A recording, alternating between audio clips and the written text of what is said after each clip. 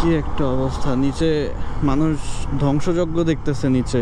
এই যে যাত্রাবাড়ি থানা, এই থানায় কালকে অ্যাটাক হয়েছে খুব বাজেভাবে। প্রত্যেকটা জালেম শাসকের ভয়াবহ পরিণত হয়ে তারপরে তারা বিদায় নিছে। বাংলাদেশে এটা সারা জীবনের জন্য একটা উদাহরণ হয়ে থাকবে।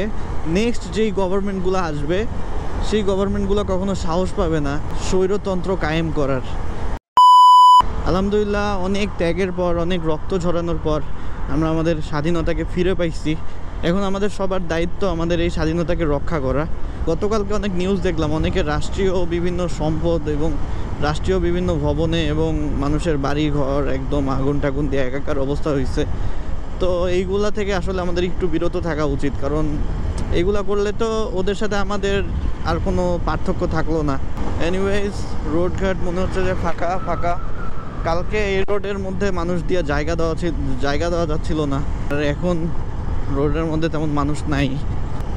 এখন আমরা একটা সুন্দর দেশ গড়তে চাই, এমন একটা দেশ গড়তে চাই যেই দেশের মধ্যে আমরা একটা কথা বলার আগে আমাদেরকে দ্বিতীয়বার ভাবতে হবে না।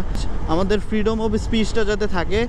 ছাত্র জনতা সম্মিলিতভাবে রাস্তা পরিষ্কার করতেছে, খুবই ভালো কাজ। কি একটা অবস্থা, নিচে মানুষ ধ্বংসযজ্ঞ দেখতেছে নিচে। মেবি এখানে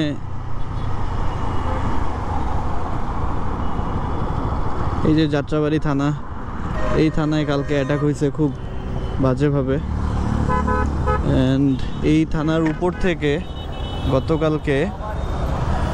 গতকালকে গুলি করা হয়েছিল এলোপাথারি, আর অনেক মানুষ আহত হয়েছে আমরা যতদূর জানি। আর নিচে মানুষ ধ্বংসযজ্ঞ দেখতেছে। এনিওয়েজ, পুলিশ প্রশাসনের মধ্যে অনেক কর্মকর্তা ছিল এই ফ্যাসিস্ট হাসিনাকে রাষ্ট্র ক্ষমতায় টিকে থাকতে সহযোগিতা করছে। তো এই ধরনের কিছু পুলিশ কর্মকর্তার জন্য আমরা যদি পুরা পুলিশ বাহিনীকে ব্লেম করি, এটা ঠিক হবে না। আমরা জানি যে আমাদের এই কয়দিনের ক্ল্যাশ যেটা হয়েছে সেটার মধ্যে অনেক পুলিশ মারা গেছে। অ্যান্ড এত পুলিশের মধ্যে সবাই যে দোষী পুলিশ ছিল তা না, অনেক পুলিশ এরকম ছিল যারা সাপোর্ট করতেছিল ছাত্র জনতার আন্দোলনকে, বাট নির্দোষ পুলিশরাও মারা গেছে এর মধ্যে। যে এটা অত্যন্ত দুঃখজনক একটা ব্যাপার। তাদের আত্মার মাগফিরাতই কামনা করতে পারি। এই মুহূর্তে আর কিছু করার নাই আসলে, কারণ সিচুয়েশন পুরো আউট অফ কন্ট্রোল ছিল। ভাই, বিশ্বাস করাই দেবো না, কেমন যে একটা ফিলিং কাজ করতেছে যে নিজের একটা দেশ, স্বাধীন একটা দেশে আমি কথা বলতেছি ভাই, যেটা ইচ্ছা আমি ওইটা বলতে পারতেছি। এরকম একটা দেশই তো চাইছিলাম আমরা। আলহামদুলিল্লাহ ফর এভরিথিং।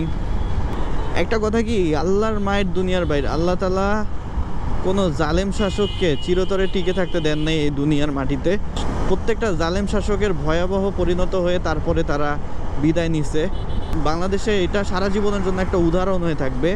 নেক্সট যেই গভর্নমেন্টগুলো আসবে সেই গভর্নমেন্টগুলো কখনো সাহস পাবে না এই স্বৈরতন্ত্র কায়েম করার। কারণটা আমি বলি, এই যে ছাত্র জনতার যেই বিক্ষোভ, যেই ক্ষোভ জাতি দেখলো, এই বিক্ষোভ, এই ক্ষোভ থেকে, এই ক্ষোভের ভয়ে আর কখনো কোনো গভর্নমেন্ট হোপফুলি এই স্বৈরতন্ত্র কায়েম করার ট্রাই করবে না। এগুলো হচ্ছে গ্রাফিটিগুলা। ভাই, এগুলা এক একটা হিস্টোরি হয়ে থাকবে। এটা কি? আচ্ছা, কাফি has become a huge celebrity right now.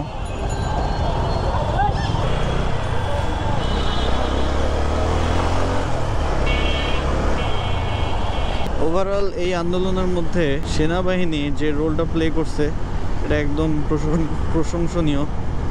And hats off to our military force, hats off to Bangladesh army. Okay then guys, ভিডিওর শেষে চলে আসছি। ক্যামেরায় চার্জ কম, তা না হলে একদম উত্তরা পর্যন্তই করতে পারতাম। বেশিক্ষণ লাগলো না, রোডঘাট মোটামুটি ফাঁকাই ছিল আসতে। সো ভিডিওটা এখানে শেষ করে দিব। সবাই ভালো থাকবেন, সুস্থ থাকবেন, আমার জন্য দোয়া করবেন। Thanks for watching the video.